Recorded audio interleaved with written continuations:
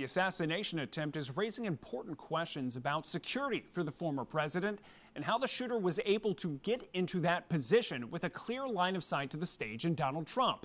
Joining us now with more on the steps the Secret Service is supposed to take when securing a venue for people like the former president, ABC 57 investigative reporter Kevin Warmhold, who has 10 years of experience working with protection details. Kevin. Yeah, that's right, Tim. When I was with the NYPD, I was specially trained to work protection details with the Secret Service and Homeland Security, protecting world leaders during the UN General Assembly every September. A key component to that work was the advance team that would plan and analyze the threats to the protectee. The advance process is really designed to identify any gaps, weaknesses, to really set up the security plan so that on the day of the actual visit that everything kind of runs smoothly. Former President Trump on stage speaking to a crowd at a rally in Butler, Pennsylvania. Take a look at what happened. A single shooter approximately 200 yards away, firing multiple shots, hitting the former president before counter snipers fired back, killing the suspect.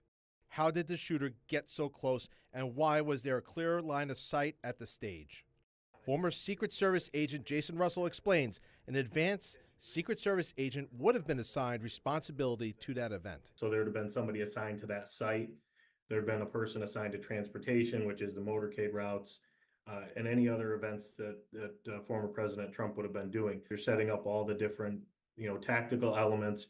You're working with local law enforcement to determine where people are going to be posted at. The shooter in this case had a direct line of sight to the stage. What went wrong with that? Why was that left so open? That was private property that happened to be within, 150-ish yards of the stage, right? So the Secret Service, unfortunately, isn't allowed to just take people's private property and make it part of the secure perimeter. And I don't know what the case was in this particular situation, but, it's a private building that just happens to be obviously within close proximity. What you'd want to do in those situations is either block the line of sight. So oftentimes when I was an agent, we would try to get creative with, putting flags up or things that provide some concealment so you can't actually see the site, or cover it with a tactical element like the counter snipers, which is what was done.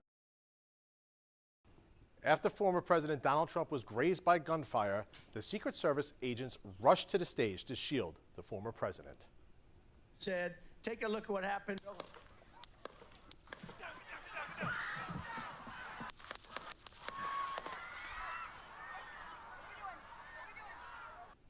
You could see the agents jumping onto the stage, covering Trump with their bodies. Former Secret Service agent Jason Russell explains the purpose.